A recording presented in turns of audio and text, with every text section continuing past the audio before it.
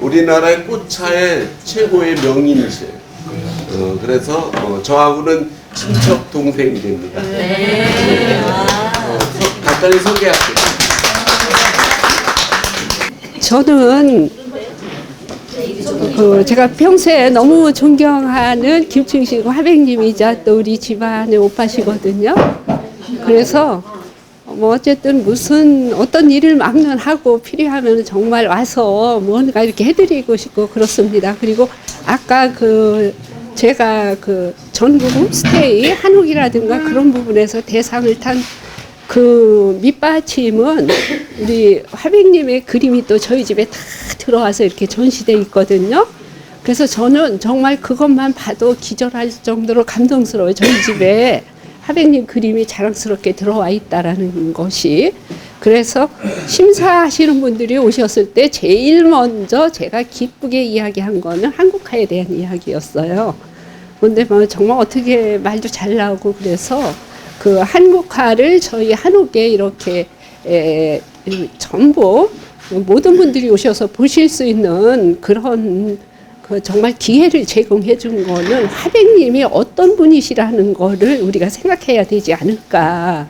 그 귀한 그림을 민간인 집에서 우리가 그림을 보려면은 전시회나 미술관을 가야 되잖아요. 근데 이런 큰 뜻을 품으신 그런 분이시라는 거를 정말 역력하게 이렇게 이야기를 했고, 그래서 이제 그 부분과 제가 또 이제 우리나라 꽃차라든가 우리나라 그 외에 전통차를 비롯해서 이제 그런 부분을 또 피력을 하고 있고, 또 한옥에 대한 살아보면서 아름다움과 선조들의 지혜가 다한 그런 부분들을 이렇게 말씀을 드렸어요. 그래서 그런 공간에서 이렇게 살면서 우리 화백님의 그림이 가장 이조를 하지 않았나 그렇게 생각합니다. 그렇죠? 네네. 저는 본 행사를 같이 선생님하고 계획한 미술세계 그 대표였는데 지금은 새로운 법인을 뉴이드라트 그룹 미술세계 대표이사를 맡고 있습니다.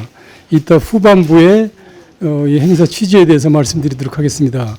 그래서 오늘 이 자리는 우리나라에서 최초로 시도되는 오픈 스튜디오입니다. 외국 같은 경우는 이제 오픈 스튜디오를 작가 작업실에서 지인들 초대해서 이제 전시하는 경우가 있는데, 이렇게 준비해서 시스템적으로 체계로 한 것은 최초거든요. 이 최초라는 것은 뭐냐면, 여긴 작가의 창작하는 그 산실입니다. 창작 작업실인데, 보통 여긴 작업하는 거에 전념하고, 그 전시는 이제 전시장에서 초대해서 일주일이고 열흘이고 이제 전시하고 발표하고 초대전하고 그런 관행인데, 지금 시대도 바뀌고 그래가지고 효율적으로 작가의 작업실에서 초대해서 작가와 소통하고 그런 진솔한 시간을 만드는 게 좋지 않냐는 계획 때문에 이 계획을 하게 됐고, 이 프로젝트를 위해서 작업실을 대대적으로 공사한 거예요. 여기도 2층 복층으로 만들었고 한 2달 정도 공사해가지고 첫 손님을 모시게 됐는데, 진행하는 대로 하고 나중에 자세한 말씀을 드리고, 원래는 작가 작업실은 작가 중심으로 하게 되어 있는데, 이 프로젝트 그 선생님의 이걸 축하해주기 위해서 전국에서 유명 작가 3분을 모셨습니다. 그리고 미술세계에서 뉴이드라트 브루칩 작가를 선정해서 하는데 12명을 선정하는데 대표적인 작가 3분이 오셨습니다. 이 3분은 지금 천안에서 여태명 교수님 자리하셨습니다. 선생님 그 자리에서 그냥 여태명 선생님이십니다. 한국화를 전공하셨고 원광대학에서 정년을 하셨는데, 작품도 그렇지만 서예 쪽에서는 우리나라의 일가를 이루신 분이고, 문재인이랑 김정은이랑 통일구 시호 같은 거라든가 문광부 현판 같은 거를 직접 하신 선생님 작품이십니다. 그런 분이시고 또 한 분은 그 옆에 화곡동 서울에서 오셨는데 한국 이경무 선생님 자리하셨습니다. 뭐 저기 김 선생님하고는 아주 막연한 화우시고 그래서 일부러 축하해주기 위해서 오셨습니다. 그리고 이 프로젝트의 아주 메인 작가이신데 양수리의 작업실이 있습니다. 김유준 선생님이신데 저 선생님 작업실에 2천여 점의 작품이 제작되어 있을 정도로 우리나라의 대표적인 작가입니다. 서양화가 김유진 선생님 오셨습니다. 이렇게 작가 선생님을 이렇게 소개해 드리도록 하고 선생님께서 귀인들 소개하고 인사만 하신 뒤에 제가 또 하도록 하겠습니다. 저기 김옥희 저 선생님은 우리나라 한국미술협회 부이사장이시고요. 강남미술협회 회장님이시고 저하고 호연직이 회장할 때 제 다음 회장을 하신 분입니다. 예.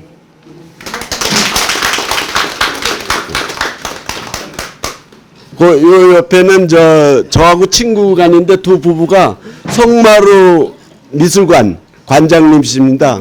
저하고는 대학교 두 분 다 동창입니다.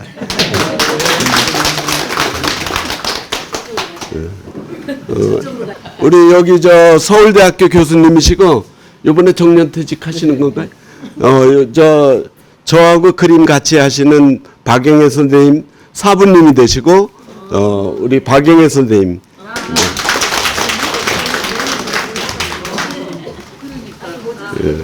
여기 남기 교수님하고 김미정 뭐랄까 기획하는 예술 기획을 하시는 아주 저하고는 어떤 기획을 또 했었냐면은 김호중전 있죠? 서울 서울의 숲 그 전시장에서 3개월간은 그걸 기획하신 분입니다. 그 다음에 우리 남기 교수님. 제가 제일 사랑하는 우리 선배님이신데 제조기업인 협회 회장님이셨고요. 제가 일부러 초대했습니다. 그래서 앞으로 잘 부탁드리려고. 아니 근데 지금 여기 와서 보니까 너무 유명하신 분들만 이렇게 오셨는데 매우 쑥스럽네요. 사실 오늘 제가 공지를 해서 이 지역의 제조기업인이거든요. 통보를 했더니 깜짝 놀라가지고 왜 그거 했느냐고 그래서 다시 취소하느냐고 엄청 애먹었어요. 오늘 한 150명이 올 건데 못 왔습니다. 죄송합니다. 제가 대표로 왔습니다. 감사합니다. 대표로 오셨습니다. 우리 여기 도척 농협조합장님이시고 요 상무님이시고 예. 저희 친환경 고을 도청면에 방문하신 것을 진심으로 환영을 합니다. 우리 김충식 화백님은 너무 유명하신 분인데 제가 그 이전에 우리 사모님 최영희 사모님이 저희 조합원님이세요. 그래가지고 늘 이렇게 관심을 갖고 있는 부분인데 아무튼 오늘 오픈 스튜디오 스타트 축하드리고요. 늘 건강하시기 바라겠습니다. 감사합니다. 네, 감사합니다. 그다음에 우리 예? 중심에 한꺼번에 중심에 그쪽도 일어나요. 저쪽도 일어나라고. 그래 거기도 우리 제자들입니다. 예. 빨리 앞으로 나오세요. 회장님이 대표로 예. 그럼 나와요. 이렇게 정말 오픈 스튜디오 정말 멋진 장소를 또 제공해 주시고 저희 또 제자분들을 정말 아끼고 사랑하셔서 이렇게 눈물이 납니다. 반갑습니다. 제가 교대에서 강의를 해가지고 주로 다 이제 선생님이셨어요. 그래서 퇴직하시고 이제 열심히 그림 그리시는 분이 전부 다 그림을 열심히 그리십니다. 다 작가분이십니다. 저 옆에 있는 분은 이 집을 지으신 분입니다. 지금 예. 그다음에 우리 골프 골렁새라고 골프 클럽이 있는데 거기에 대장님이십니다. 회장님, 예. 사무국장님, 부회장님. 꽃차 연구회의 임원진입니다. 예. 앞으로 나와야죠. 맨 뒤에 있어서 늦게 사실은 제일 앞에 소개를 했어야 되는데 제가 옛날에 마누라 등만 쳐먹는다고 매일 혼나고 그랬는데 다른 사람한테 실은 그런 건 아닌데도 내가 꼭 부인 등을 쳐서 먹었나 이런 소리를 많이 들었습니다. 우리 사랑하는 우리 집사람입니다.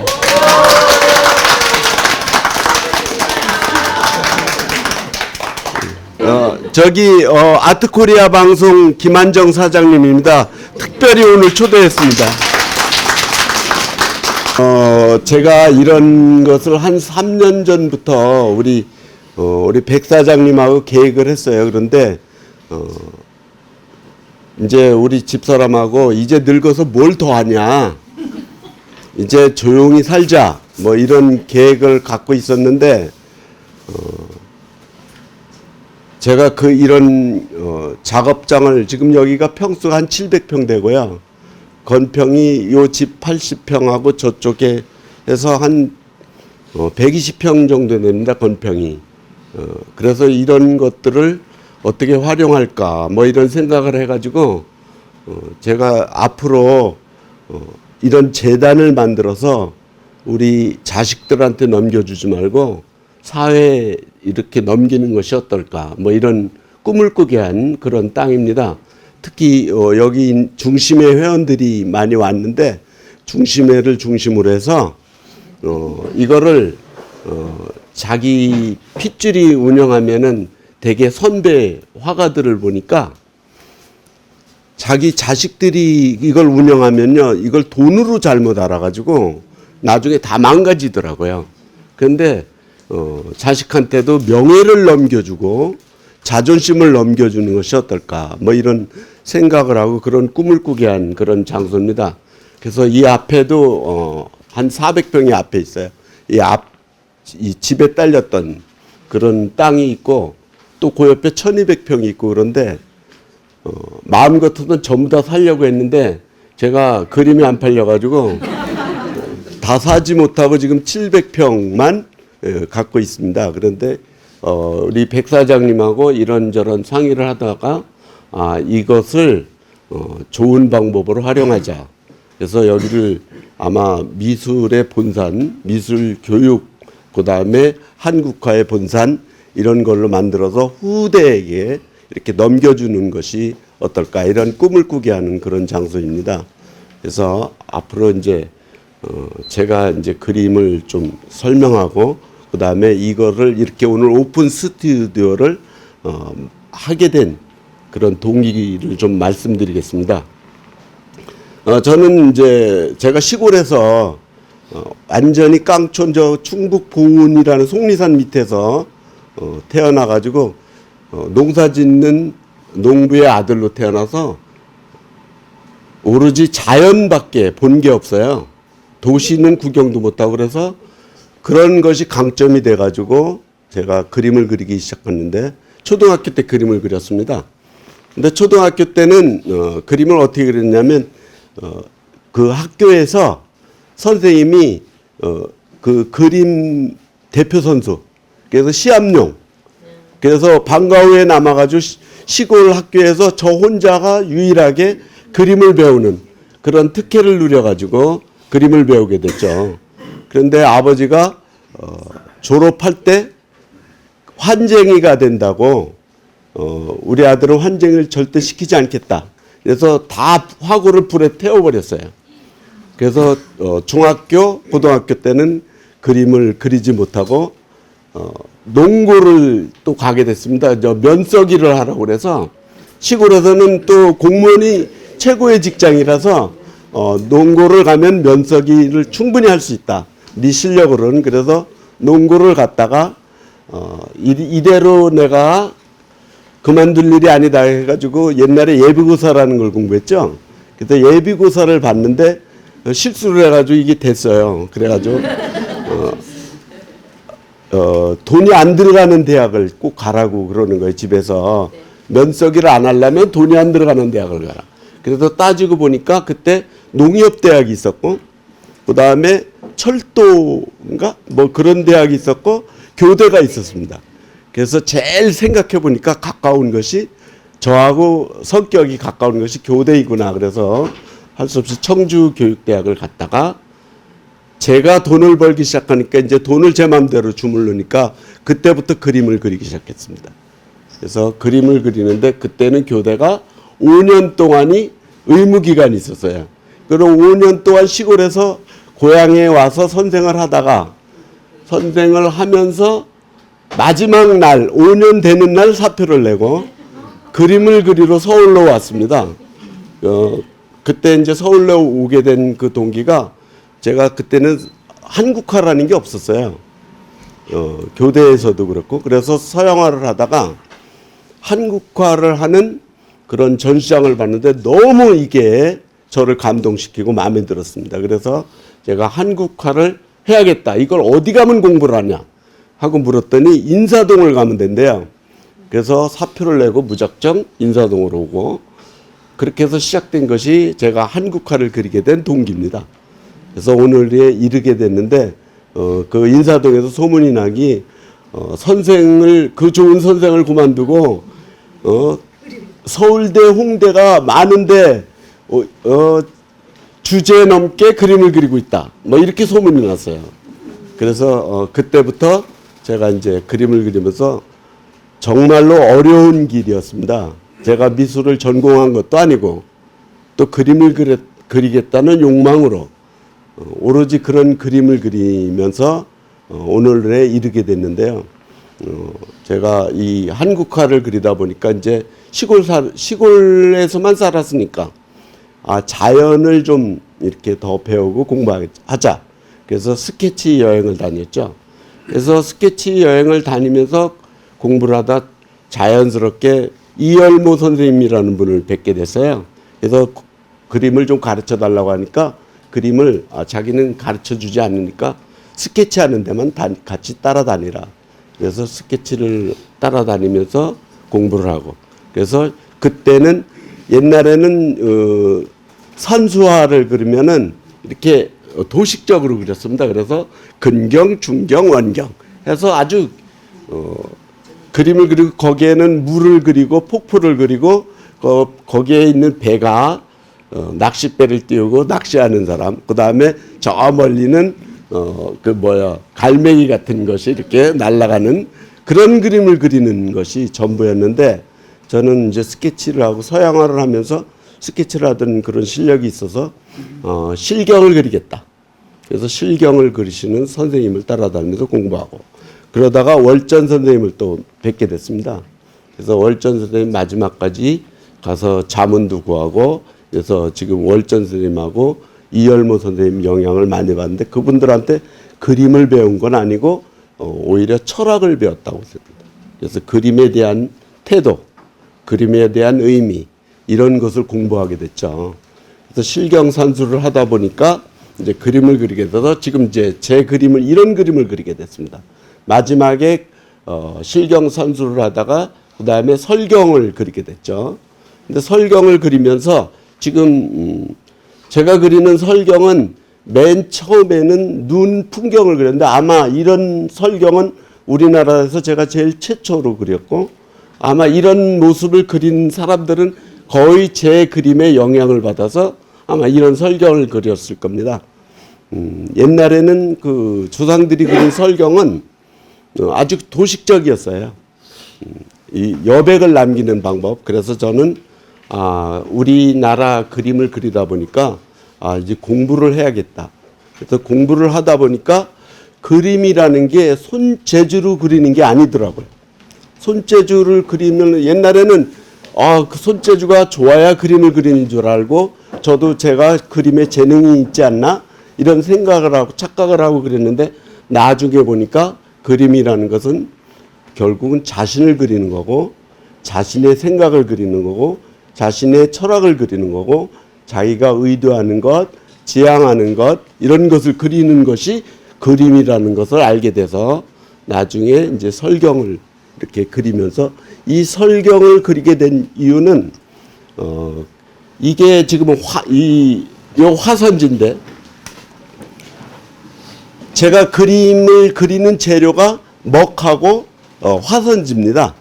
근데 이 제일 중요한 화선지를 변형을 안 시켜야지 하는 이게 본질이라는 생각이 드는 거예요. 우리가 땅을 활용하는 땅이 본질이고 자연을 활용하는 사람은 자연이 본질이듯이 내가 화선지를 보니까 화선지가 본질이 아닐까. 마치 우리가 우주를 바라보면서 자연을 바라보면서 같이 우리가 자연과 더불어 살다가 결국은 이렇게 세상을 끝나는 것처럼 이게 본질인데 이 본질을 어떻게 내가 그림으로 나타낼까 이런 생각을 하다가 이 지금의 이런 설경이 나타나게 됐습니다. 이 설경을 제가 이름 붙인 건 의경이라고 합니다. 의경. 처음에 시작한 건 실경으로 시작했습니다. 실제의 모습을 스케치해서 그리는 실경을 그리다가 그 다음엔 실제의 경치를 마음속에 집어넣다가 다시 꺼내놓는 그래서 실제를 그리는 것이 아니고 내가 생각한 것, 내가 의도한 것, 내가 하고 싶은 것, 내가 하고 싶은 말 이런 것을 그림으로 나타내는 것이다. 이런 생각이 들어서 제가 그린 그림 중에서 우리 한국화 특히 동양에서 한국화뿐만 아니라 이게 여백이라고 그러죠. 이 여백이라고 하는 것은 무한함을 말하는 겁니다. 무한함. 그래서 우주를 말하고 그 우주라는 건 우리가 상상할 수 없는 그런 무한함인데 그런 무한함을 어떻게 화면 안에다가 조형화할 수 있을까 이런 것을 고민하다가 제가 그러면 그것이 본질이다. 그 본질을 가장 아름답게 남기는 것이 바로 내가 설경을 그리는 의경의 목표다.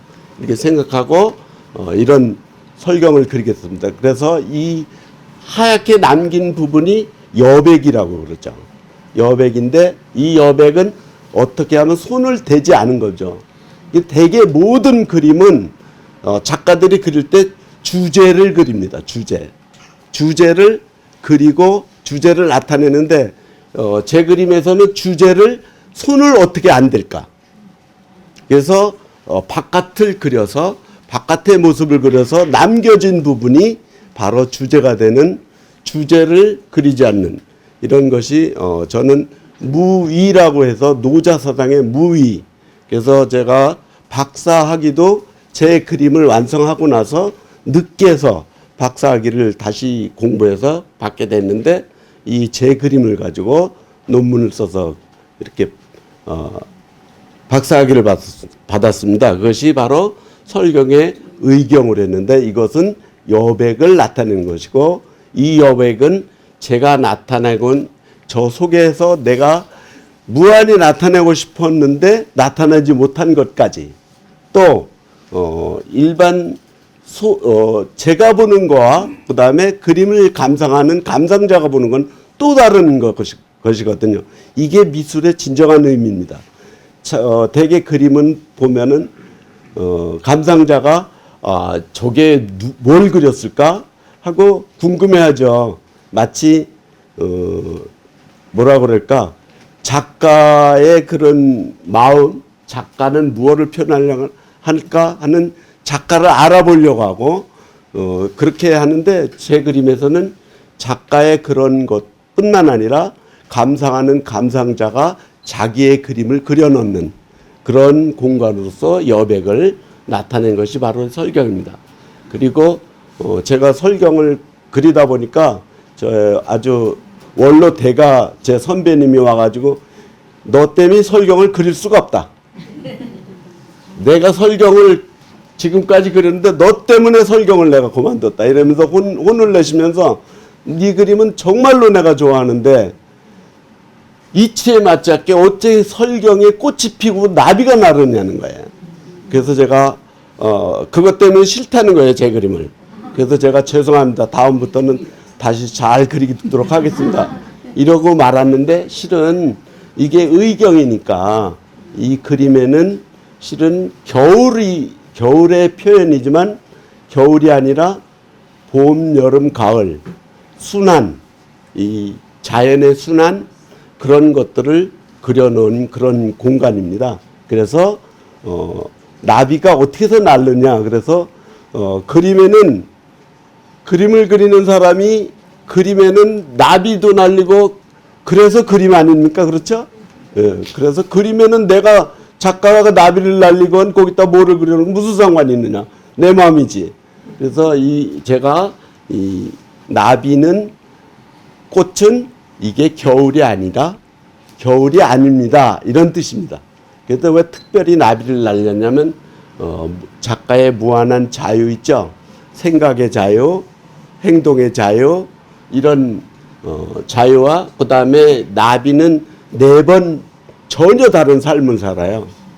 알로 또 애벌레로 그 다음에 번데기로 나비로 이렇게 해서 전혀 다른 삶을 사는 것을 보고 나도 앞으로 생각을 이렇게 좀 자유롭게 바꿀 수 있는 이런 나를 대변하는 그런 조형물이 뭐가 있을까 이렇게 생각해서 나비를 이렇게 선정하게 된 겁니다. 그래서 저를 나타낸 것이기도 하죠. 그래서 이 그림에서는 실은 뭐라 그럴까 우리 백 사장님하고 얘기를 하면서 그런 얘기를 했는데 이게 구상적인 요소를 가졌지만 이게 무한히 마음대로 변하니 번짐이기 때문에 마음대로 변합니다. 그래서 이거는 비구상성 뭐 여러 가지가 다 한꺼번에 이렇게 수용할 수 있는 포함에 해당됩니다. 눈이라고 하는 것이 보면 이렇게 포근하고 감싸고 이런 느낌 있죠. 그 느낌만 가져온 겁니다. 차가운 느낌은 배제하고. 그래서 우리가 배려와 포함과 또 그런 부드러움과 이런 것들을 우리가 그림으로 이렇게 나타낸 것이 바로 제 설경의 가장 포인트입니다. 제가 이제 이런 그림을 그리면서 제 그림에 대한 이야기는 이제 여기까지 하고 우리 백 사장님하고 만나게 된 이것, 그 다음에 오픈 스튜디오를 하게 된 것, 이런 것들을 하기 위해서 3년 동안 서로 토의도 하고 또 제가 믿을 수가 없는 거예요.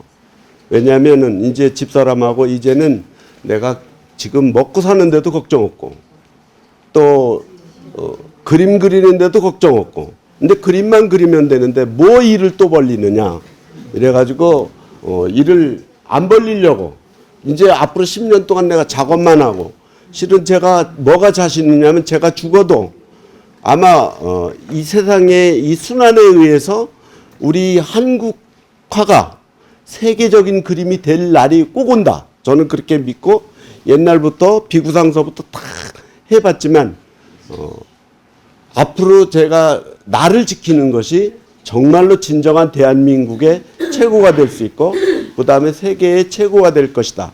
이런 생각을 해서 서양화를 따라가거나 비구상 쪽으로 옮겨가는 것이 아니라 내 그림 속에 그런 것을 전부 다 포함해야겠다. 이런 생각을 가지고 이 그림을 끝까지 완성하면 결국 내가 죽어서 그림이 말할 것이다. 그래서 저는 지금까지 58회 개인전을 했는데 아마 우리나라에서 58회 개인전 한 사람이 그렇게 많지는 않아요. 그런데 그 개인전을 하면서 평론을 한 번도 안 받았어요. 왜냐하면 평론이 너무 뭐라 그럴까 규격화되어 있다 그럴까 제어를 실제로 이렇게 매질을 하고 그림에 대한 일에 충격을 주고 이런 것이 아니고 돈 받은 거에 대해서 돈을 많이 주면 이쁘게 써주고 뭐 이래서 그런 평론은 받을 필요가 없다. 그래서 저는 평론도 받지 않는데 언젠가는 세계에서 나를 알아주는 날이 꼭 올 것이다. 그런 기대만 하고 열심히 나의 길을 가기만 하면 된다. 이런 생각을 하고 있었는데 우리 백 사장님을 만난 거예요. 그래서 백 사장님하고 여러 가지 토의를 하는데 백 사장님 너무 이렇게 이론에 이쪽에 대한 그 이론에 밟고 자기가 개발하고 자기의 방법 이런 유통에 대한 것 그다음에 작가를 키우는 것 이런 걸 했는데 제가 쉽게 이렇게 여러분들한테 말씀드리자면 이런 거예요. 지금까지 시장에서는 대개 화가들을 이렇게 돈을 투자해서 기릅니다. 그래서 이 작가를 광고해가지고 홍보를 해서 확 이렇게 띄워요. 그러면 그림값이 확 올라갑니다. 그러면 그 그림을 왕창 팔고 그 다음 뒤가 없는 거예요. 그래서 작가가 정말로 애를 먹는 겁니다. 그래서 이런 체제는 사실은 제가 수긍할 수 없다. 그래서 제가 화랑을 절대 상대 안 했어요. 화랑 상대 안 하고 그림 파는 사람들하고 상대하지 않고 내 그림을 좋아하는 사람 쪽으로만 이렇게 판매를 하고 그것만 해도 충분히 내가 먹고 산다. 내 그림을 그릴 수 있다. 이래서 그렇게 해왔는데 우리 백 사장님은 또 다른 생각을 가지고 있더라고요. 근데 그게 예를 들면 이런 겁니다. 되게 이제 이 음식점을 차리면 음식점에서 자기들이 가치를 만들어내는데 그게 뭐냐면 그걸 뭐라 그러더라? 쿠폰을 주던가? 근데 쿠폰을 줍니다. 그럼 그 쿠폰을 받으면은 쿠폰을 몇 개 모으면은 뭐 그 음식을 하나를 더 준다. 이래서 가치를 만들어내요, 자기들이. 근데 그 쿠폰은 그 가게에서만 가치가 있는 것이지 다른 가게에서는 안 받아주는 거예요. 그래서 그게 바로 자기만의 그 리그죠. 자기만의 그런 길이고, 예를 들면은 저는 조폐공사고, 조폐공사는 돈을 만들어내는 거고, 또 그것을 운영하는 은행은 백 사장님이 자기가 하는 그런 사업체라는 거예요.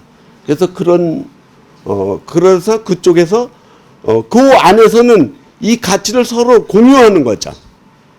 그래서 제가 만들어낸 가치를 그대로 인정하고 그래서 제 그림이 마치 화폐처럼 언제든지 돈으로 환산될 수 있는 요즘에 있는 가치는 지금 제가 말한 가치는 정말 예술적 가치를 말한 거고 이 현대 사회에서의 가치는 돈이 말해주는 거예요. 제 그림이 이렇게 있는데 사람들이 가격을 비싸지 않으면은 피카소 그림 같으면은 그 그림이 뭔지도 모르고 사는 거예요. 비싸니까. 그리고 왜 비싼데 사느냐? 가서 언제든지 팔 수 있는 거예요. 그 그림을. 그래서 지금의 가치는 유통의 가치가 있어야 된다는 거예요. 그래서 제 그림이 300만 원에 샀으면 언제든지 300만 원 이상을 팔 수 있어야 그게 가치로 인정받는 거죠.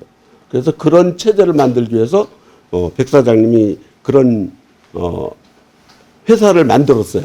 그 회사가 뭐냐면 바로 제 그림을 이렇게 운영해서 제 그림이 팔려서 그 그림이 언제든지 가치로 다시 회사에서 언제든지 사주는 거예요. 그러면 이게 현금적 가치가 되는 거죠. 그래서 그런 가치 있는 회사를 만들겠다고 그래서 제가 이제 그럼 지금 와서 돈을 벌어서 뭐 하느냐? 내가 지금 먹고 살기 충분한데. 그래서 생각해 보니까 이 700평에 대한 것을 어떻게 발전시키고 하려면 돈이 들어가는 거예요. 그래서 이 미술관처럼 그다음에 여기 마치 문화예술의 산지처럼 이런 것들을 누가 운영하느냐. 이것을 저를 지금까지 도와주고 키워주고 했던 그런 우리 그 안에 테두리 안에 있는 사람들이 전부 다 주인이 되는 것. 이런 체제를 한번 만들어 봐야겠다. 그리고 그런 체제가 개인이 가거나 자식이 가져가면 이게 다음 세대까지 연결이 안 되고 팔아먹고 뭔 일이 벌어져요. 운보 선생님이 그런 일이 벌어졌어요. 그래서 제가 선배님들을 보면서 그러지 않으려면 어떻게 해야지? 이런 생각을 해서 그런 꿈을 다시 꾸게 해준 사람이 바로 여기 백 사장입니다.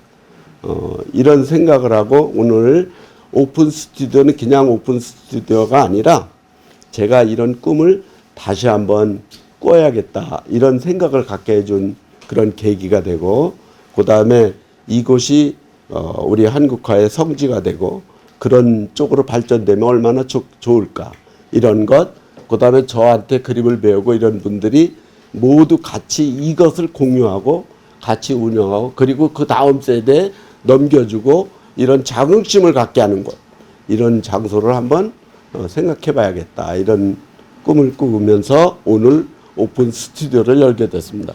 여러분들 감사합니다.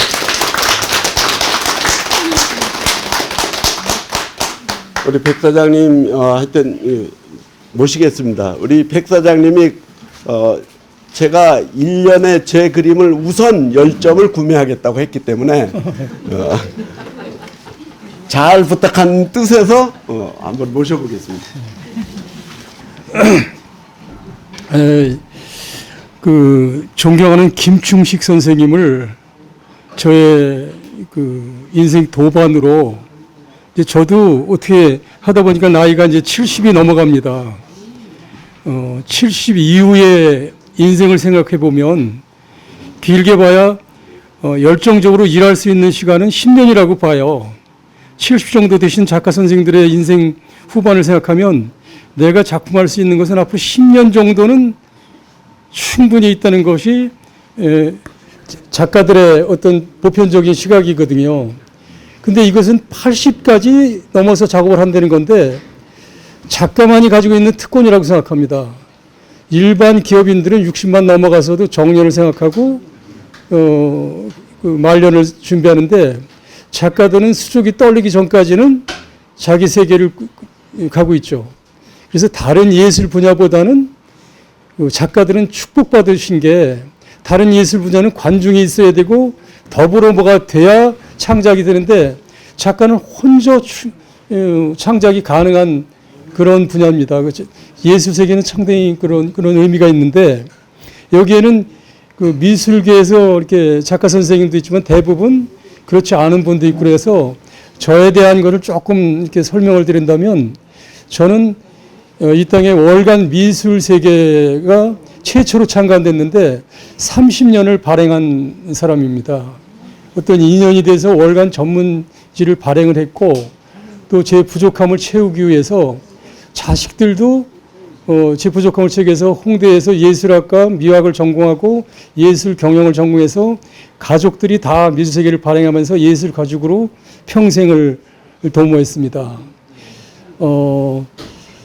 오늘 이 자리에서 느끼는 것은 제가 어린 시절에 새마을 운동이 시작됐거든요.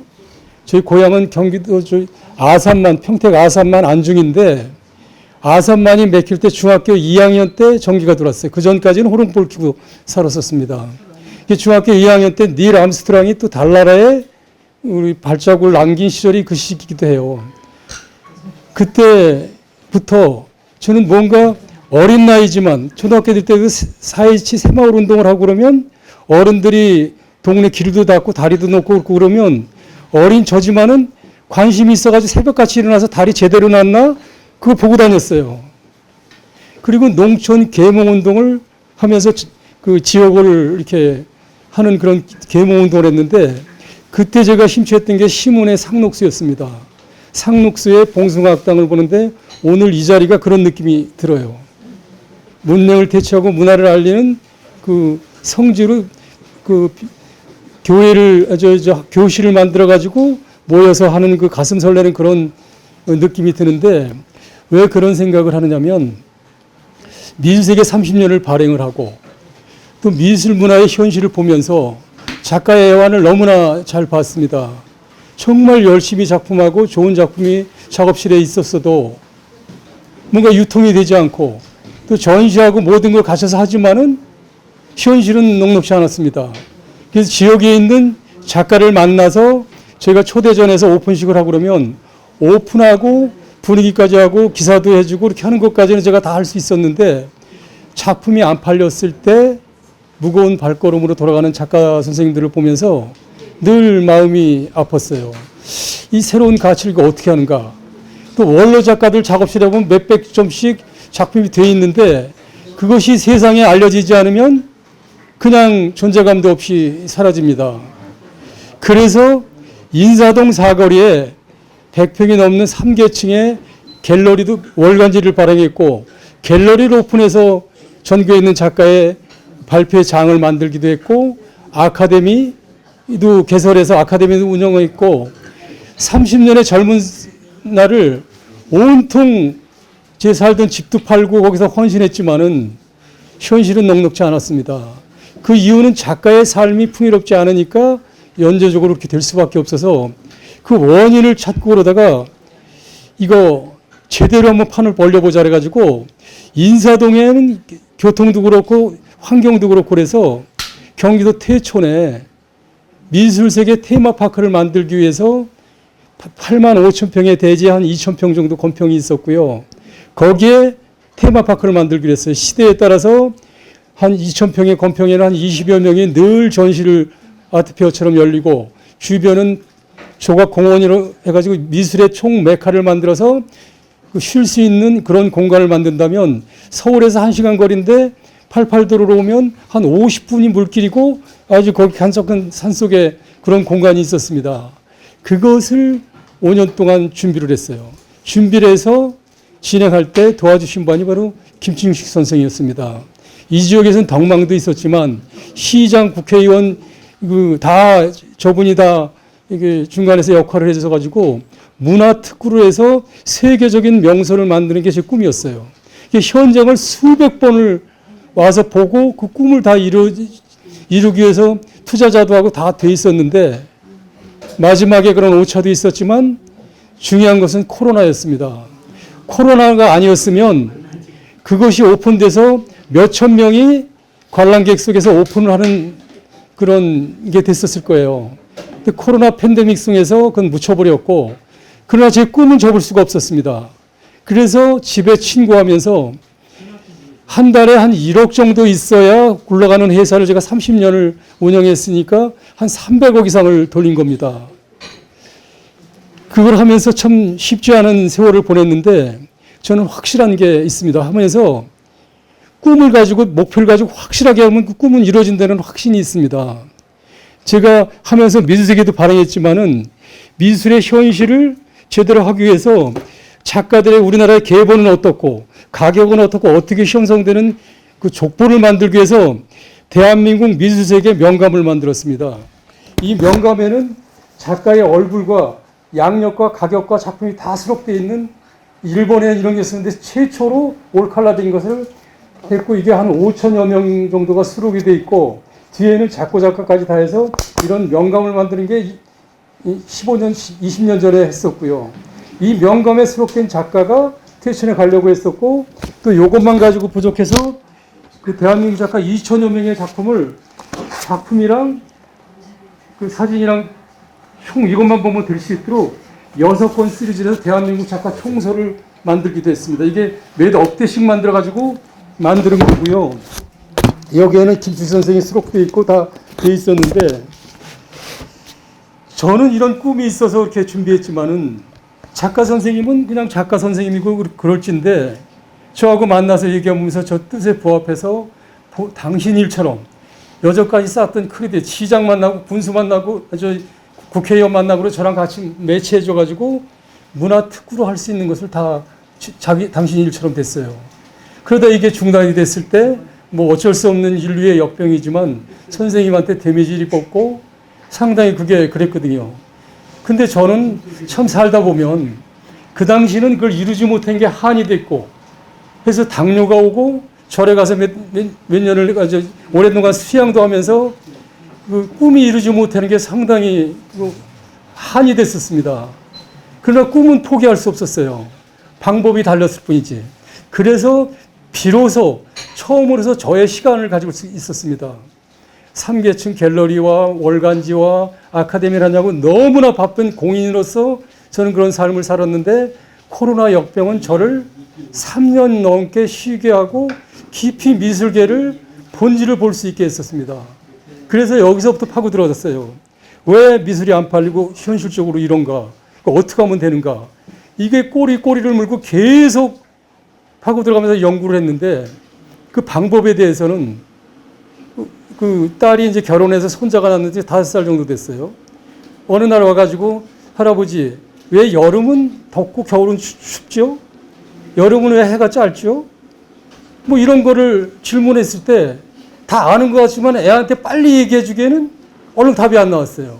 대충 얘기할 수도 없고 그냥 관습처럼 그렇게 알고 있었는데 본질로 파고 들어가니까 또 다른 세계가 있더라는 거죠. 그래서 미술의 본질을 저도 작가와 평생을 살았기 때문에 작가 버전으로 이렇게 했는데 떨어져서 보니까 이게 뭐지? 라는 걸 파고들었고요. 그래서 뉴이드라트 그룹 미술세계라는 회사를 설립해서 미술이 이렇게 어려운 것이 지금 우리나라 화랑이 처음 생긴 게 1965년도에 최초로 화랑이 생겨가지고 70년이 됐어요. 70년 동안 형성된 그 화인아트 시장의 규모는 1조 원 정도 됐습니다. 1조 원인데 국력으로 볼 때 1조 원은 결코 많은 게 아니에요. 근데 1조 원의 시장은 확장됐지만 1조 원의 시장이 소통되는 것은 극히 몇 프로의 브루칩 작가가 해당되고 나머지 작가들은 혜택도 안 되고 또 여기다 옥션이 생기고 핸드폰이 생기고 그러면 해서 유통이 오픈되고 머측되면서 신비함이 없어짐으로 해서 작품은 더 힘들어졌고 상황은 더 힘들어졌습니다. 그래서 이 본질적인 걸 해결하기 위해서 왜 그렇지를 파고들어서 정리하면서 제가 남은 인생 10년을 마지막으로 할 일은 뭔가라고 볼 때 정리해서 작품 거래의 모든 것을 하기로 했습니다. 작가들이 이렇게 힘드는 것은 작품이 안 팔려서 선순환이 안 됐기 때문에 힘들기 때문에 영혼이 담긴 작품이 거래할 수 있는 방법을 찾기 위해서 제가 계획을 잡은 게 뉴이드라트 그룹 미술세계라는 법인을 만들었습니다. 법인을 만들어서 이 과정에 본질적으로 볼 때 안 팔리는 이유는 보통 화랑하고 갤러리하고 보면 5대5로 팔아가지고 50% 이렇게 나누고 있습니다. 그리고 팔려는 행위가 되지 않으면서 팔렸을 때 그렇게 되는데 여기서 깊이 본질적으로 볼 때 화랑과 작가가 중요한 게 아니라 중요한 것은 고객 콜렉터입니다. 콜렉터한테 혜택이 안 되는데 작품이 팔리길 바라는 것은 이게 모순이에요. 세상의 모든 제품은 생산과 소비에 의해서 수요와 공급의 바란스를 맞추는데 작품만은 수요를 생각하지 않고 무한히 그냥 창작됩니다. 이것은 사업적으로 하는 것이 아니라 작가가 좋아서 창작을 하는 거기 때문에 쌓여 있어도 판매 마케팅은 소외적이에요. 그래서 이런 모든 걸 보면서 본질적으로 해결책을 찾기로 했고요. 그래서 내가 이 문화의 식민지를 생각하고 이걸 개선하기 위해서는 자주 독립을 해야 되는데 깊이 성찰을 하다 보니까 이순신을 생각하게 됐습니다. 저에게는 12척의 배가 있나이다. 이걸 해서 제가 대한민국에서 정말 저평가된 정말 내공이 있는 작가 12명을 선정하기로 했습니다. 12명을 선정해서 브루치빌에서 모델을 보이기로 했는데 그 중에 그 태촌 이를 때도 그렇고 선생님의 작품 세계도 다시 보면서 그 김축시 선생님이 12명의 작가에 선정이 됐고 그 작가 중에 세 번째로 선생님을 선정하게 됐습니다. 이 선정하게 되는데 그 선정 배경은 저하고 관계라든가 인성의 그런 것도 좋지만은 작가의 가장 중요한 것은 작품이거든요. 선정하기 전에 제 핸드폰에는 한 5천여 명의 작가들이 수록되어 있고 하여튼 평생을 했기 때문에 많은 작가들이 있지만 그 중에 엄선하고 엄선해서 12명을 초이스할 때는 작품을 안 볼 수가 없습니다. 선생님에 대해서 작품을 집중적으로 말씀드리기 전에 연구를 했어요. 그리고 논문을 그전에도 받았었는데 안 봤는데 논문을 또 깊이 봤습니다. 논문 보면은 보통 뒤에 시키기도 하고 짜집기도 하고 정보 모아가지고 이렇게 하는데 논문을 보니까 만학 들어서 늦게 공부한 거지만 본인이 진짜 고민을 해서 작성한 게 나왔고 작품 자체가 의경산소라고 해서 당신의 작품 세계를 논문으로 구축해서 박사학위를 받은 것은 또 다른 세계가 있고요. 그걸 보면서 제 작품을 다시 보니까 새롭게 보였습니다. 이 작품 세계는 아까 이미 설명했지만 한마디로 하면은 동시성이 들어 있습니다. 여기에 사계절이 있지만 꽃과 나비가 있는 것은 사계절이 다 돼 있는 거고 눈은 그냥 상징적인 거지 동시성이 돼 있는데 이거 역시도 깊이 보다 보니까 이 작품 세계는 경제적, 미학적, 어떤 인문학적 그런 관점도 있지만 깊이 들어가 보니까 물리학적, 양자 물리학의 세계가 함축되어 있어요. 이 양자 물리학에서 보면은 과거와 현재와 미래가 있는데 과거는 돌아갈 수 없습니다. 지나온 일이기 때문에. 그러나 과거는 지금 생각하면 언제든지 소환할 수가 있어요. 미래 역시도 갈 수가 없습니다. 지금이 흘러서 미래를 갈 뿐이죠. 결론적으로는 현재, 지금이 소중한데 지금 속에 과거, 현재, 미래가 중첩되어 있던 게 양자학의 그 어떤 원리처럼 선생님의 작품 속에는 구상, 비구상, 방구상이 다 들어가 있어요. 또 사계절이 다 들어갔습니다. 동시성이 다 들어가 있습니다. 그러면 작품은 대부분 구상으로 시작해서 기록화로 시작되다가 카메라가 나오면서 이제 개념 미술로 바뀌면서 방구상, 비구상으로 됩니다. 사실적인 표현보다 작가의 심상의 세계가 표현된 작품 세계를 인정받게 되는데 이걸 보면서 제가 뭉크라든가 어떤 반고흐 세계 같은 걸 봤습니다. 여러분 뭉크, 반고흐의 작품 세계 보면 디테일하거나 완성도가 그렇게 높은 게 아니거든요. 근데 그 가치를 인정받는 것은 뭉크의 작품을 보면 절규를 보면 자연의 비명 소리를 들었다고 일기에 나옵니다. 작품의 비명이고 이것보다는 자연의 비명은 공감대를 갖는 거거든요. 이 작품이 얼른 보면 새로운 장르는 개념이라 이거기 때문에 난해하고 어렵지만은 너무나 한국화적으로 편한 그림입니다. 편한 그림인데 깊이 들어갈수록 새로운 세계가 있어요. 이 보이지 않는 하얀 여백에는 무한의 비구상의 상상의 세계가 들어가 있습니다. 보이는 구상은 그대로 구상력이 있고 전체가 비구상으로 보여지는 이 세계를 깊이 봐서 AI 통계를 해서 분석해 보니까 세계 하나밖에 없는 장르예요. 그냥 설경화가 아니에요. 설경화 속에 비구상, 구상, 동시성이 다 들어가 있는 이 작가의 누굴 표절하거나 보고한 게 아니라 몇십 년 전에 논문으로 정리한 유일한 독창성이 있는 겁니다. 지금은 작품이 아주 잘 그리고 완성도가 있는 작품이 되는 것은 어쩌면 장인이나 달인의 경지고 진짜 인정받는 것은 자기 철학과 독창성이 녹아있는 작품이 인정받을 수가 있는 겁니다. 해서 선생님을 선정하면서 우리나라 통계를 보면 작가들이 평생 1억 원 정도 판매 누적액이 되는 작가가 5%도 안 돼요. 참 서글픈 거죠. 그냥 어쩌다가 1억 원짜리가 아니라 평생 파는 작품 누적액이 1억 원이 넘는 작가가 5% 이내인 게 현실입니다. 그중에 부르치 울만은 또 팔리기도 하지만 그래서 선생님을 선정하고 제 목표는 앞으로 10년 안에 선생님 작품은 100억대의 작품 거래량이 돼야 된다는 확신을 가지고 있습니다. 이 100억이라는 것은 얼른 일반 작가들이 볼 땐 실감도 안 나고 천문학 숫자로서 체감이 안 되는 숫자지만 대한민국 부르칩 작가로 해서 10년 동안 100억이 된다는 것은 연 33점 한정 판매로 하고요. 그러면 10년이면 330점입니다. 330점이 다 거래된 합이 100억이 안 된다는 것은 우리나라 자존심의 문제고요. 세계적인 작가는 한 점에 100억에서 수천만 원에서 많게는 조 단위까지 가는 게 부르칩 작가의 작품 가격이에요. 근데 선생님 작품이 300점이 팔려가지고 100억이 된다는 것은 천문학 숫자가 아닙니다. 그리고 작품 세계가 뭉크라든가 어떤 반고흐의 작품 세계가 초기에 그렇게 유명해졌을까요? 그렇게 대단했을까요? 스포츠는 기록으로 평가하기 때문에 기록이 분명히 나옵니다. 근데 이 작품은 주관적인 예술이기 때문에 보는 관점에 따라서 틀리기 때문에 반고흐나 뭉크의 작품은 천재의 기가 막힌 1000억짜리 작품이 아니라 누군가가 1000억에 사줬기 때문에 1000억짜리가 된 겁니다.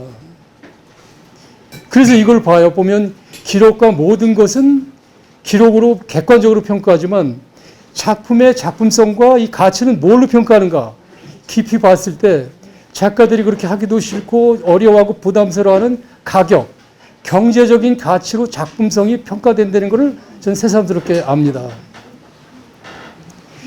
이 유명한 선생님 작품이 이대로는 형성된 게 있고 안에 재인됐지만은 이 작품이 1억 원짜리가 된다고 치면 객관적으로 인정됐다고 치면 그냥 이렇게 어쩌다가 잡에 걸려 있는 거하고 이 작품이 1억 원짜리가 걸려 있는 거하고는 보는 관점이 틀려집니다. 이 미술 세계는 예술 세계의 평가는 관점이 기준입니다. 어떤 관점으로 보고 평가하고 인정하느냐. 이 선생님의 작품 세계는 여러분 이게 보니까 선생님의 살아온 삶이 정말 아름답고 이런 분위기가 쉽지 않거든요. 한 작가가 70대 작가가 되고 그러면 이렇게 모여서 잠깐 얼마 전에 된 거거든요. 이렇게 모여서 이런 축하를 해주는 것은 삶의 작품성 못지않게 살아온 그 세계를 높이 존경합니다. 그리고 이거를 하면서 선생님이 걱정을 하고 늘 사모님 얘기도 하고 내가 이내 이렇게 하겠냐고 했고 와서 보면 그냥 작품이 이렇게 쌓여 있고 이런 분위기가 아니었어요. 제가 얘기할 땐 걱정을 하고 좀 부정적으로 갸우뚱하기도 했는데 그래도 저는 열변을 통해서 선생님 이대로는 안 된다고 얘기했는데 선생님은 계약을 했고 공사를 시작하고 하더라는 얘기예요. 이건 볼 땐 저한테는 너무 고마운 거예요. 저를 신뢰하고 이게 뭐 의미가 없으면 이거 공사 들여가지고 이게 의미가 있겠어요? 저의 정신세계라든가 가치라든가 이걸 인정하고 했기 때문에 이걸 하다가 허리를 다쳐가지고 이미 작년에 오픈해야 될 건데 2달 정도 이게 정리가 못했어요. 그래서 3일 전에 제자분하고 같이 와서 정리도 하고 이 디스플레이도 하고 그랬습니다. 디스플레이하고 같이 걸고 그랬는데 저는 걸고 가면서 선생님 몸살 났겠다는데 가면서 너무 좋았어요. 이건 선생님의 작업실이 아니고 대한민국의 최초로 이 기존의 비효율적인 관행 이것을 해결하기 위해서는 지금 작품을 팔리든 안 팔리든 전시하면 1,000만 원, 2,000만 원 초대전을 하더라도 여러 가지 경비가 들어갑니다. 안 팔려도. 그러나 이 공간은 언제든지 할 수 있는 거기 때문에 이 패러다임을 바꾸기 위해서 이게 대물에서 전시 경비의 8, 90%를 전략할 수가 있어요. 이제 전시 안 해도 됩니다. 여기 전시해 놓고 이제 앞으로는 선생님 지인이라든가 객관사로운 이 프라이빗 오픈 스튜디오를 해가지고 지인과 만나서 이렇게 소통하는 자리. 아마 선생님이 전시하고 오픈했어도 오늘같이 진솔한 얘기를 듣고 소통할 기회가 많지 않았을 겁니다.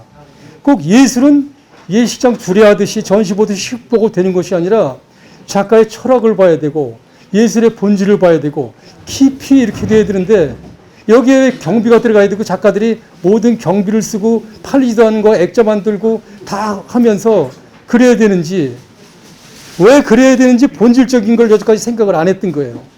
근데 전 시간이 있어가지고 깊이 성찰을 했기 때문에 저는 DP 하면서 가면서 물론 태촌의 그 꿈이 이루어졌으면 몇천 명이 오픈해서 아주 선셋이하는 장면을 연출하겠지만 다행히 그게 안 돼가지고 전화위복으로 그게 성사됐으면 코로나 때 상당히 사단이 났을 거고 지금 코로나가 끝나고 나서 새로운 문명이 도래하는 AI 시대가 오고 있습니다.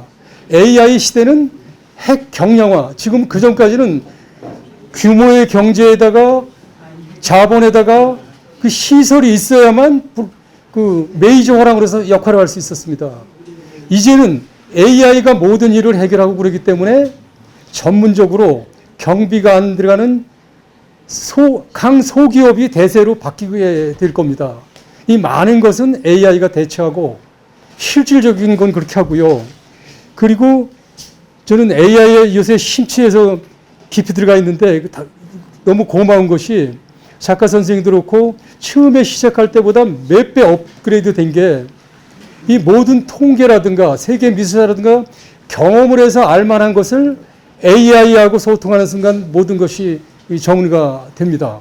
AI는 누구나한테 되는 게 아니라 경험과 계획과 이 계획력을 있는 사람을 AI를 활용하면은 상당히 빠르게 될 건데 이 시행착오는 어쩌면 10년, 20년 시행착오 하면서 검증돼야 될 상황들이 AI를 통해서 시뮬레이션이 되고 통계에 의해서 싹 정리가 됐어요. 그래서 분명히 말씀드린다는 것은 김충식 선생님은 향후 앞으로 한번 보세요. 여러분들이 산 증인이 돼서 오늘의 이 순간을 얘기할 수 있는 증인이 됐으면 좋겠어요. 백사장이라는 사람이 이렇게 했는데 10년 후에 정말 100억 이상의 작가가 됐다는 것을 여러분들이 증인을 해줬으면 좋겠습니다. 그리고 이게 가능한 게 그러니까 선생님을 후원하라 뭐하라는 것이 아니고요. 후원이라는 개념도 절대적인 게 상생이라고 봅니다.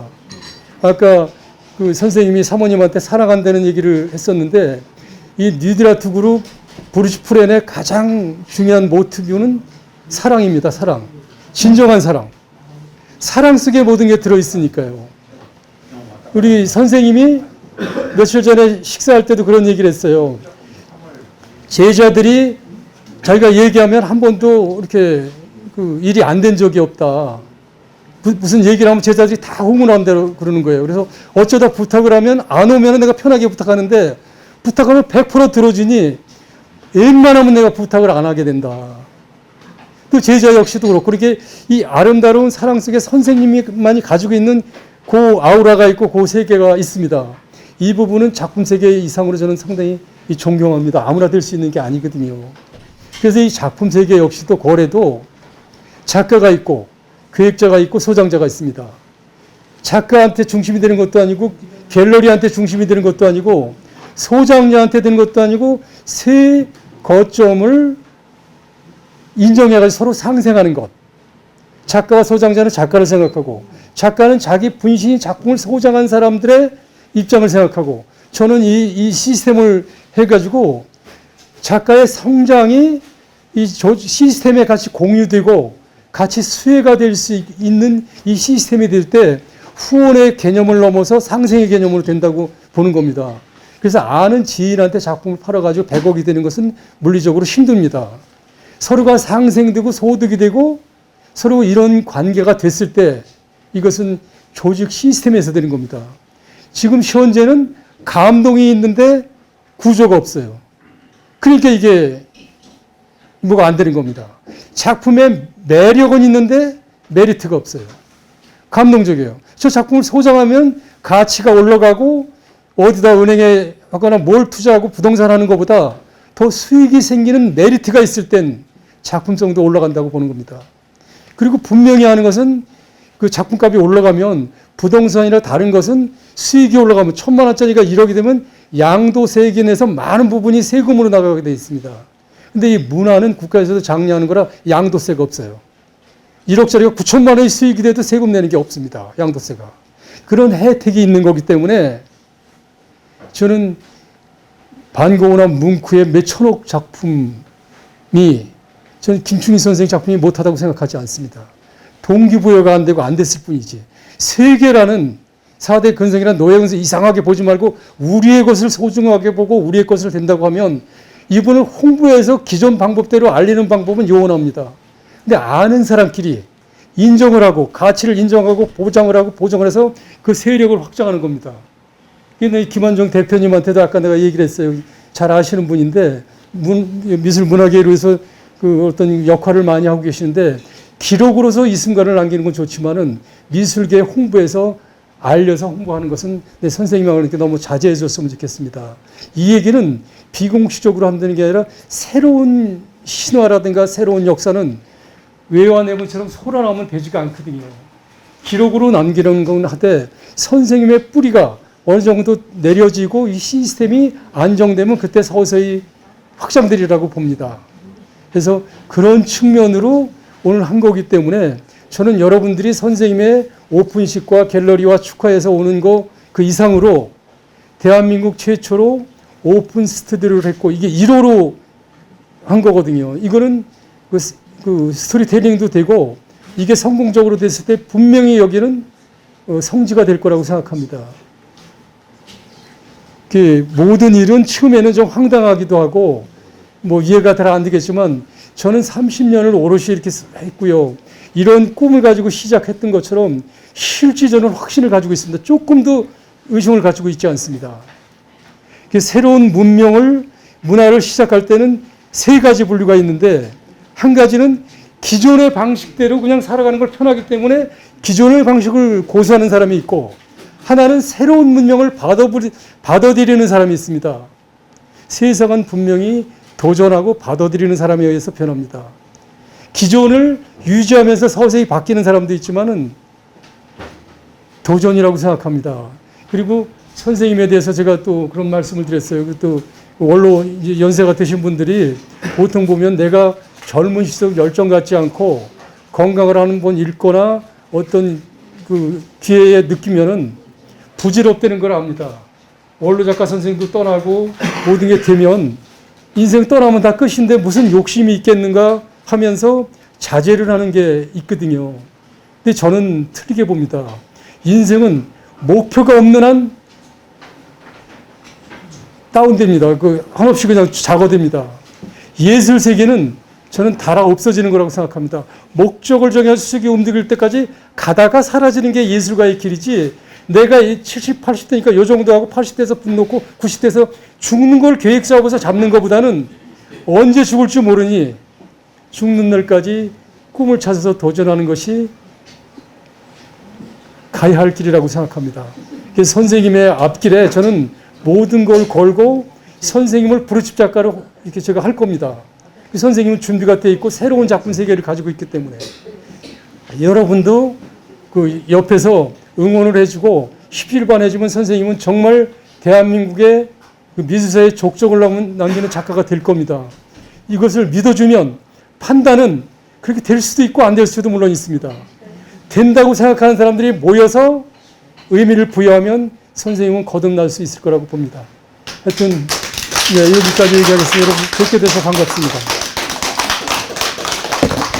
그리고 마지막으로 저 우이촉장이 있는데 이 우이촉장 안에 모든 게 담겨 있습니다. 이거를 드리는 걸로 해서 행사를 정리하도록 하겠습니다. 이 내용은 대한민국 미술세계 선정작가 인증서, 작가 성명 김충식, 선정 번호는 3번입니다. 본 인증서는 미드라트 그룹 미술세계가 미술이 새로운 가치 창조를 목표로 정립한 미술세계 브루치 프렌 특허 출원, 이 시스템은 특허에 출원이 되어 있습니다. 이 공식 기준에 따라 기하의 작품 세계가 지닌 독창성, 예술성, 시장성, 성장 가능성을 종합적으로 검증하여 기하를 대한민국 미술세계 선정작가로 공식 선정하였음을 증명합니다. 기하는 미술세계가 선택과 집중의 원칙에 따라 관리 지원하는 공식 인증 작가로 등재되며 대한민국을 대표할 차세대 브릿집 작가로 성장 가능한 자격과 위상을 공식적으로 부여받았습니다. 또한 기하의 작품은 연 33점 한정 제작 원칙에 따라 관리되며 각 작품에는 미술세계 브릿집 보증서가 발행됩니다. 해당 보증서는 미술세계 브릿집 프렌 약관에 근거하여 작품의 거래 구조, 관리, 보증 및 제도 운영 전반에 대해 미드라트 그룹 미술세계가 책임지고 관리, 이행함을 공인합니다. 본 인증서는 기하가 미술세계 브릿집 제도에 공식 편입된 선정작가임을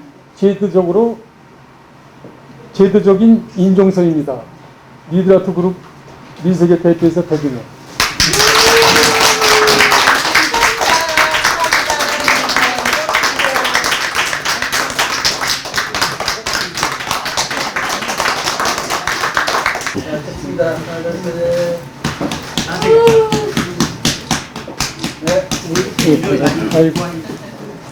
파이팅합니다. 는 굉장히 중요한 의미를 담고 있습니다. 작가에게는요. 뭐냐면 작가는 고독한 존재시거든요. 혼자만 생각을 하고 성찰을 통해서 작품이 나오는데 그 공간을 오픈했다는 뜻은 진짜 대단한 큰 결심을 하고 오픈하신 거예요. 그래서 이 오픈 공간을 만드시고 허리가 다치시면서까지 만드신 이 공간에 좋은 에너지를 담아주는 게 굉장히 중요한 일이겠죠. 앞전에 우리 미술세계 우리 대표님께서 뭐라고 말씀하셨냐면 이 작가 그냥 놔둘 겁니까? 같이 성장시킬 겁니까? 이 얘기하신 거거든요. 근데 본인은 나는 이 작가가 성장 가능성이 있는 작가이고 성장이 확실한 작가입니다 라고 선언하셨어요. 여러분 잘 못 드셨지만 그게 핵심이거든요. 들으셨죠? 맞죠? 역시 그렇게 말씀을 드리셨고, 그 다음에 우리 작가님은 그 얘기하면서 앞에다 면전에다 대고 정말 멋진 사람이라고 얘기하시면 얼마나 지금 얼굴이 헷갈려 하시겠어요. 그러니까 우리는 조금만 더 화끈하게 하시라고 응원의 메시지를 그냥 다 한마디만 해도 앞전에 말씀하신 거 더 짧을 거예요. 시간이요. 가볍게만 해드려도 괜찮지 않을까요? 네. 정 하실 말씀 없으면 이렇게 해주세요. 화이팅! 하면 여기에 좋은 에너지가 들어올 거거든요. 우리 작가님 미소가 점점 밝아질 수 있도록 좋은 말씀, 항상 여기부터 시작하면 마음이 편하시겠잖아요. 그러면서 부담이 되시잖아요. 그래서 뜬금없이 여기부터 시작할게요. 괜찮으시죠? 네. 네, 내리시고. 저희는 여기 광주에서 선생님한테 오랫동안 10여 년 동안 이렇게 배우고 있습니다. 근데 선생님한테 그림만 배우는 게 아니고 철학이나 인생에 관한 거, 또 인문학적인 거 이런 것도 많이 듣고 있거든요. 그래서 너무 이제 선생님이 이렇게 포근하면서 뭐 길게 막 화끈한 그런 게 아니잖아요. 예, 한국화하고 마찬가지로 그런 의미가 있으신 분이라서 저희가 오랫동안 따르고 또 배우고 있습니다. 앞으로도 쭉 선생님 뒤에 서서 계속 갔으면 좋겠습니다. 감사합니다. 교수님을 만난 지가 이제 13년째가 됐는데요. 너무 행복한 시간들이었고 굉장히 제 인생에 큰 가르침으로 다가오셨습니다. 교수님 만나서 그림만 배운 게 아니고 제 삶의 자세도 많이 달라졌고요. 여태까지 열심히 하지 못한 게 조금 후회스럽기도 한데 더 열심히 할 수 있을지는 잘 모르겠는데 그래도 끝까지 열심히 하겠습니다. 교수님 사랑합니다.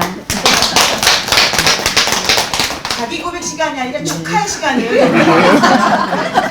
네, 저는 교수님 만난 지 20년이 다 됐네요, 지금. 20년 다 됐는데, 우리 중심의 회원 중에 한 사람입니다.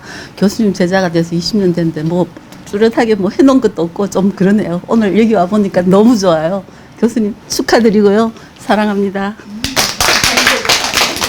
우리 교수님 오늘 이 자리에 저는 와보니까 너무 또 유명하신 분들도 와 계시고 또 좋은 제자분들도 이렇게 와주셔서 앞으로 우리 그 골프회가 굴렁쇠인데요. 이 굴렁쇠가 잘 굴러가듯 여기 우리 화백님도 잘 굴러가지 않을까 축하드리고 진심으로 사랑합니다. 저는 그 화백님을 우리 동원대 CEO에서 처음 뵀는데요. 그리고 운동도 골프도 같이 하고 있는데 하여튼 화백님을 가실 때 제가 잘 이렇게 모시고 가려고 노력을 하고 가끔씩 모시고 가는데 운동 갈 때. 근데 옆에서 제가 화백님 만나 뵙고 제가 좋은 영향을 되게 많이 받고 있습니다. 그래서 좋은 기운 많이 받고 있고요. 화백님 오픈 스튜디오를 제가 진심으로 축하를 드리고요. 승승장구하시길 바랍니다. 감사합니다. 저는 늘 교수님 편에 서서 교수님이 하시는 거에 늘 박수를 보내는 사람입니다. 김충식 화이팅!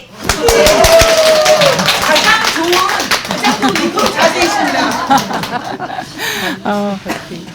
지금 둘러보니까 제가 교수님을 만난 지가 제일 기간이 짧은 것 같아요. 그런데도 불구하고 사랑하는 마음은 다른 분들 못지않다. 그 이유는 여러 가지가 있겠지만 그 그림을 대하실 때 그 자세 그런 것들 그 자세를 가지고 한 사람 한 사람의 제자들을 대해 주시더라고요. 그 점에 너무 감동을 받아서 제가 맨날 교수님 우리 교수님하고 반드시 앞에다 우리자를 붙이거든요. 앞으로도 계속 우리 교수님이 되어 주실 거고 또 우리 교수님 옆에 제가 딱 붙어서 끝까지 곁을 지키도록 하겠습니다. 교수님 감사합니다. 사랑합니다. 사랑합니다. 저도 교수님 만난 지 20년이 훨씬 넘은 것 같아요. 근데 제가 보면 항상 한결 같으시고 그리고 이제 제자들을 이렇게 차별하지 않으셔서 제가 그거에 늘 감동받으면서 살아왔거든요.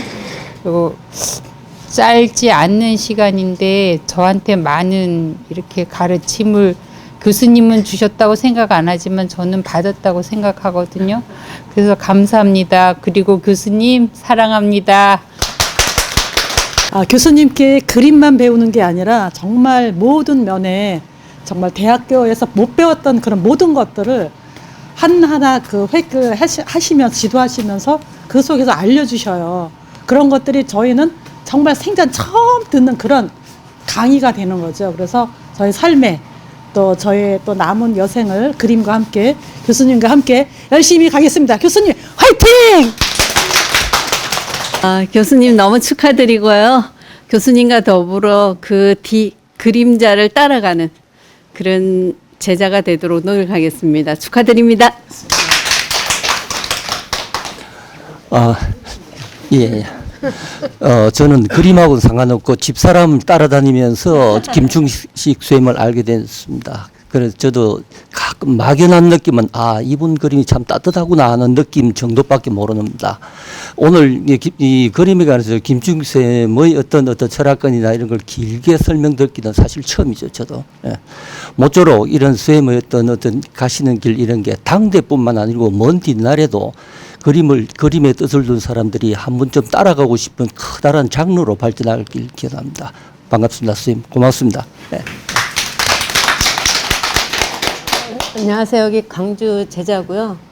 선생님 뭐 다른 말은 많이 안 하고 그냥 축하드립니다. 선생님 앞으로 진짜 태양처럼 환한 그런 인생길이 되시길 기도하겠습니다. 네, 안녕하세요. 여기 초록중심의 김복순이고요. 뭐 다른 말씀 많이 하시니까 선생님 오래도록 건강 유지하셔가지고 그 좋은 가르침을 저희에게 오래도록 해주시길 바라고, 또 여기 모든 분들도 새해지만 어쨌든 건강을 유지하셔가지고 우리 다 같이 끝까지 오래도록 선생님의 그 훌륭함을 본받도록 노력했으면 좋겠습니다. 모두 건강해 주십시오.